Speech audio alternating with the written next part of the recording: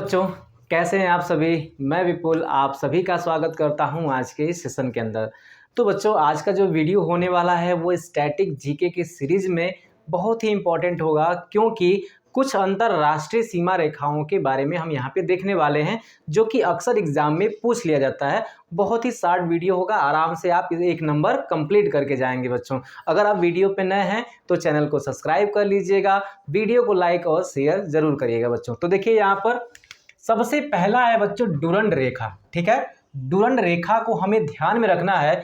यहाँ पे मैं अंतरराष्ट्रीय सीमा रेखाओं की बात कर रहा हूं, तो मतलब यहाँ पे जो दो देश होंगे और दो देशों को विभाजित करने वाली जो रेखा होती है उसे सीमा रेखा कहते हैं। तो जैसे कि डुरंड रेखा जो है वो पाकिस्तान और अफगानिस्तान के मध्य है बच्चों। ठीक है ना, पाकिस्तान और अफगानिस्तान के जो मध्य डुरंड रेखा है वो किसने खींची थी? सर मोटिगर डुरंड ने खींचा था, और इन्हीं के नाम पे इस रेखा का नाम दे दिया गया डुरंड रेखा। लेकिन एक बात आप याद रखिएगा कि अफगानिस्तान जो है इस रेखा को मानने से इनकार करता है, इस सीमा को मानने से इनकार करता है। वो एक अपनी अलग मैटर है, उसको बाद में हम लोग चर्चा कर लेंगे। ठीक है, अब अगला जो है आपका मैकमोहन रेखा। इस चीज को भी आप याद रखिएगा, क्योंकि ये इंपॉर्टेंट इसलिए है क्योंकि भारत के संबंध में है, क्योंकि भारत जो है चीन के साथ भी सीमा साझा करता है।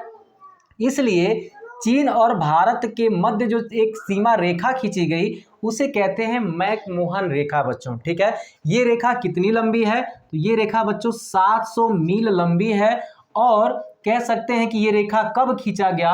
1914 के अंदर ये रेखा खींचा गया है, मैकमोहन रेखा। ठीक है, भारत और चीन के मध्य है, 700 मील लंबी है बच्चों यहाँ पे। ठीक है, अब आगे देखेंगे रेड क्लिफ। और एक बात याद रखिएगा, सर मैकमोहन के द्वारा ही इस रेखा को खींचा गया था, ये भी आप याद रखिएगा। रेड क्लिफ रेखा। ठीक है बच्चों, रेड क्लिफ का मतलब क्या होता है? भारत पाकिस्तान के मध्य। रेड क्लिफ जो थे ब्रिटेन के रहने वाले थे, और उन्हीं के नाम पर जो है ये रेड क्लिफ रख दिया गया बच्चों। अब देखिए क्या था, अब आपको याद करना है। तो आपको पता है भारत और पाकिस्तान के बीच जो है हमेशा जो है जंग रहती है, मतलब खतरा बना रहता है, और खतरे का निशान क्या होता है? रेड होता है। तो आप याद रखिए, रेड क्लिफ रेखा जो है वो भारत और पाकिस्तान के मध्य खींची गई थी। और ये रेखा खींची कब गई थी बच्चों? ये 15 अगस्त 1947 को। और आपको पता है इसी दिन हमारा भारत आजाद भी हुआ था, और इसी दिन जो ये है आपका रेड क्लिफ रेखा खींचा भी गया था बच्चों। आगे देखते हैं हम यहाँ पे हिंडनबर्ग रेखा। देखिए, आप 1 2 3 रेखाओं के बारे में तो जानते होंगे, लेकिन जितनी भी महत्वपूर्ण रेखाएं हो सकती हैं अंतरराष्ट्रीय, वो सारी मैंने आपके सामने रख दी है यहाँ पे। ठीक है, हिंडनबर्ग रेखा क्या है बच्चों? तो हिंडनबर्ग रेखा जो है वो जर्मनी और पोलैंड के मध्य है। जर्मनी और पोलैंड, और पोलैंड आपको इसलिए भी याद रखना है क्योंकि ये यूक्रेन से सीमा साझा करता है, और हाल ही में यूक्रेन में क्या चल रहा है बच्चों? यूक्रेन और रूस के अंदर युद्ध चल रहा है, तो इसके लिए भी आपको थोड़ा सा ये इंपॉर्टेंट हो जाएगा। तो जर्मनी और पोलैंड के मध्य जो है ये हिंडनबर्ग रेखा खींचा गया था, और ये खींचा कब गया था? 1947 के अंदर बच्चों। ठीक है ना, 1947 के अंदर। अब आगे बात करेंगे 49वीं समानांतर रेखा। समानांतर का मतलब जो अक्षांश रेखाएं होती हैं उन्हीं को समानांतर रेखाएं भी कहते हैं। तो 49 अंश जो अक्षांश रेखा है वो सीमा बनाती है किन दो देशों के मध्य?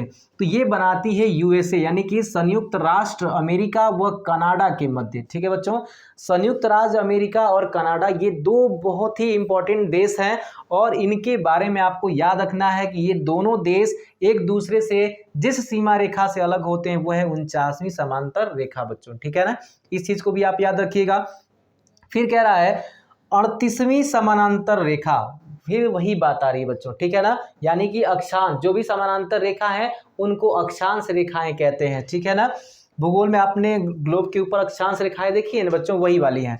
ठीक है, तो 38वीं समानांतर रेखा ये उत्तरी व दक्षिणी कोरिया को अलग अलग करते हैं। उत्तर कोरिया आपने देखा होगा तानाशाह, और दक्षिण कोरिया पे हमेशा वो क्या करता रहता है?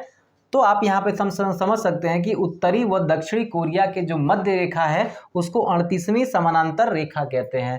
आगे देखेंगे 17वीं समानांतर रेखा। जो 17वीं समानांतर रेखा है वो किसके मध्य है? किन दो देशों के मध्य? तो उत्तर व दक्षिण वियतनाम के बीच। ठीक है, उत्तर व दक्षिण वियतनाम के मध्य जो रेखा खींची गई है उसे कहते, वो क्या है, 17वीं समानांतर रेखा है। ठीक है बच्चों, अब आगे देखेंगे यहाँ पे मैनरहीन रेखा किसके मध्य है, सोवियत रूस व फिनलैंड के मध्य है बच्चों, याद रखिएगा, सोवियत रूस व फिनलैंड के मध्य जो है वो मैनरहीन रेखा है। इन चीजों को आप याद रखना बच्चों, ठीक है ना।